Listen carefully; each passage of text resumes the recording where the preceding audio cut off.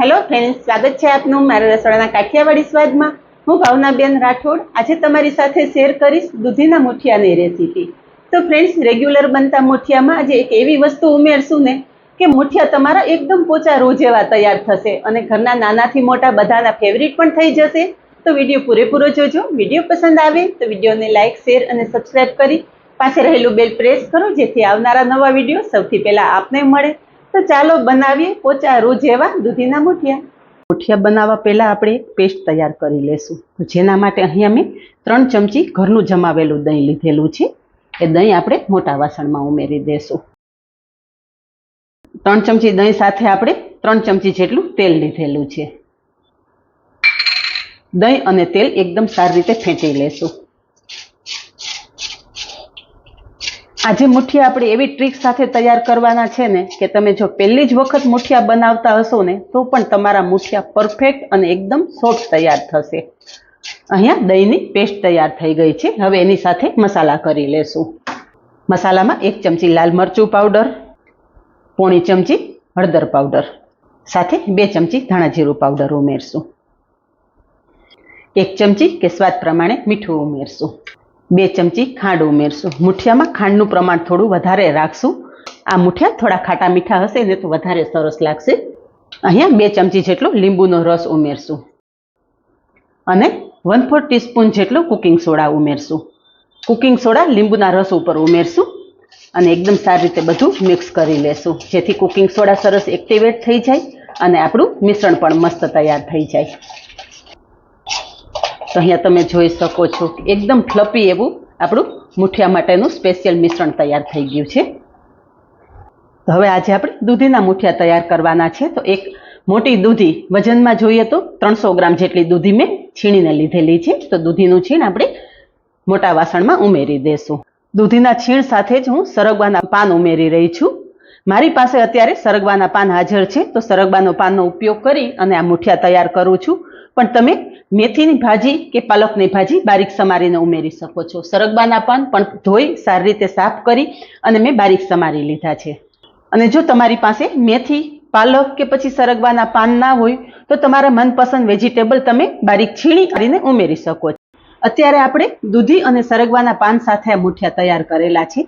પણ જો તમારી પાસે એકલી દૂધી હોય તો દૂધીના મુઠિયા પણ આ રીતે તમે તૈયાર કરી શકો છો।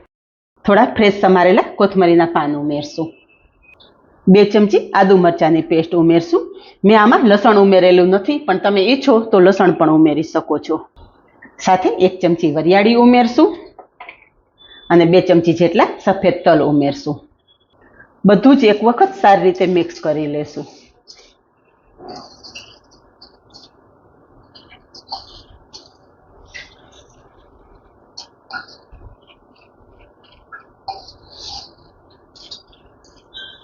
અહીંયા બધું જ સરસ મિક્સ કરી લીધું છે। અહીંયા મેં 1.5 કપ ઘઉંનો જાડો લોટ લીધો છે। જે આપણે ભાખરી માટે ઉપયોગમાં લઈએ છીએ ને એ જ લોટનો ઉપયોગ કરેલો છે। પણ જો તમારી પાસે જાડો લોટ ના હોય તો રોટલીના ઝીણા લોટ સાથે 2 થી 3 ચમચી જેટલો રવો ઉમેરી દેવાનો અને પછી આપણે મુઠિયા તૈયાર કરવાના। તો 1.5 કપ આપણે ઘઉંનો જાડો લોટ ઉમેરશું, સાથે અડધો કપ ચણાનો લોટ કે બેસન ઉમેરશું અને એની સાથે જ અડધો કપ બાજરીનો લોટ ઉમેરશું। બાજરીના લોટની જગ્યાએ તમે જુવારનો લોટ કે મકાઈનો લોટ ઉમેરી શકો છો। બધું જ એકદમ સરસ મિક્સ કરી લેશું। આમાં આપણે પાણી ઉમેરવાની જરૂર નહીં પડે।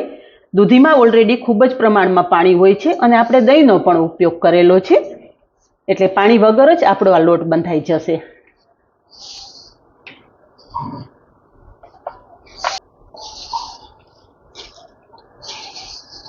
તો અહીંયા તમે જોઈ શકો છો કે કોઈ પણ જાતના પાણીના ઉપયોગ વગર આપણો લોટ તૈયાર થઈ ગયો છે અને આ લોટ આ રીતના સહેજ ઢીલો રાખવાનો। લોટ તમે કઠણ રાખશો ને તો તમારા મુઠિયા વધારે હાર્ડ બનશે એટલે લોટ આ રીતના થોડો સોફ્ટ રાખવાનો। મુઠિયા માટેનો લોટ બાંધી લીધો છે અને અહીંયા ગેસ પર સ્ટીમરમાં પાણી પણ ગરમ કરવા મૂકી દીધું છે। મુઠિયા સ્ટીમ કરતા પહેલાં આ વાતનું ખાસ ધ્યાન રાખવાનું કે પાણી એકદમ સરસ ગરમ થાય ને પછી જ આપણા મુઠિયા સ્ટીમ કરવા મૂકવાના છે। આ રીતે કરશો ને એટલે કુકિંગ પ્રોસેસ ઝડપથી થશે, પરિણામે મુઠિયા એકદમ સોફ્ટ તૈયાર થશે। અહીં આપણું સ્ટીમરમાં પાણી સરસ ગરમ થઈ ગયું છે તો હાથ થોડો તેલવાળો કરશું। તેલવાળો હાથ કરી અને આપણે મુઠિયા બનાવી લેશું. મુઠિયાનો લોટ બાંધી અને જાજી વાર સુધી રાખવાનો નથી. જો તમે વધારે વાર મુઠિયાનો લોટ રાખી મૂકશો ને તો દૂધીમાંથી પાણી રિલીઝ થશે, એટલે મુઠિયાનો લોટ વધારે ઢીલો થઈ જશે. તો હું આ રીતે 2 હાથની મદદથી મુઠિયા તૈયાર કરી લઉં છું. મુઠિયા બનાવવામાં હાથને વધારે પ્રેશર આપવાનું નથી. એકદમ પોલા હાથે આ રીતે મુઠિયા બનાવવાના છે. પોલા હાથે મુઠિયા બનાવશો ને એટલે મુઠિયા એકદમ સોફ્ટ જ તૈયાર થશે.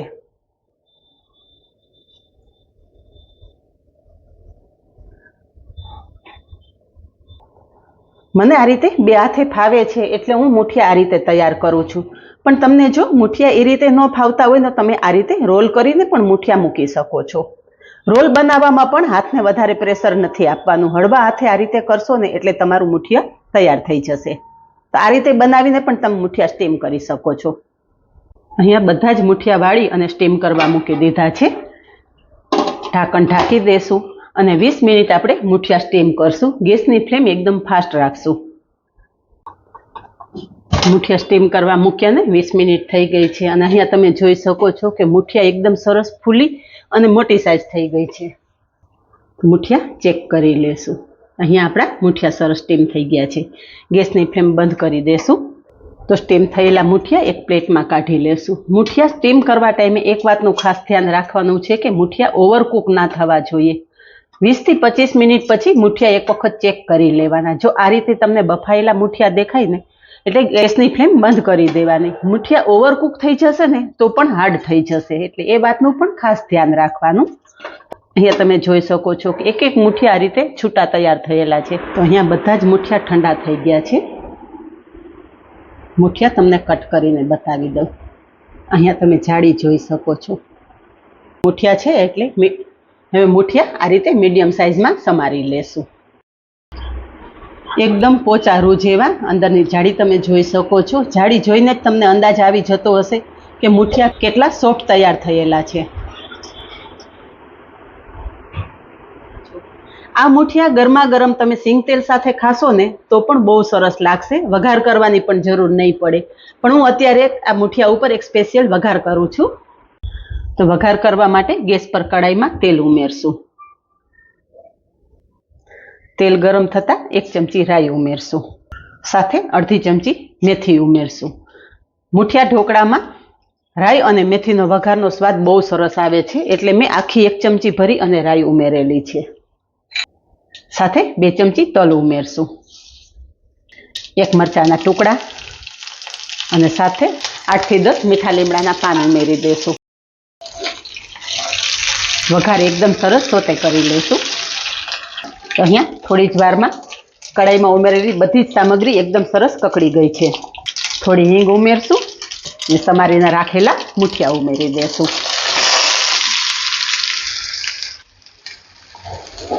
હવે કડાઈને આ રીતે ઉપર નીચે કરશો ને એટલે બધા જ મુઠિયામાં વઘારનું એકદમ સરસ કોટિંગ થઈ જશે.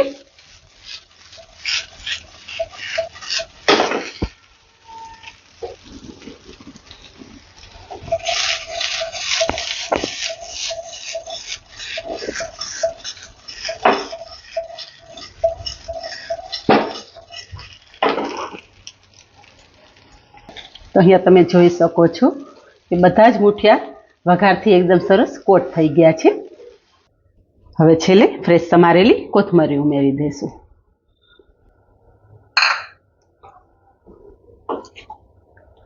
તો અત્યારે આપણા મુઠિયા સર્વ કરવા માટે તૈયાર છે. આ મુઠિયા ટેસ્ટી તો થયા જ છે, પણ હેલ્થની દ્રષ્ટિએ જુઓ તો ખૂબ જ હેલ્ધી પણ તૈયાર થયેલા છે. કારણ કે આમાં આપણે સરગવાના પાનનો ઉપયોગ કરેલો છે.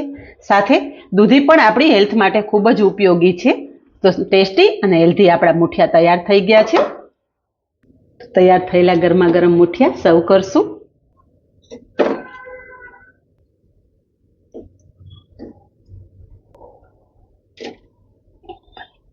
તો તૈયાર છે પરફેક્ટ સ્વાદ સાથે દૂધીના મુઠિયા.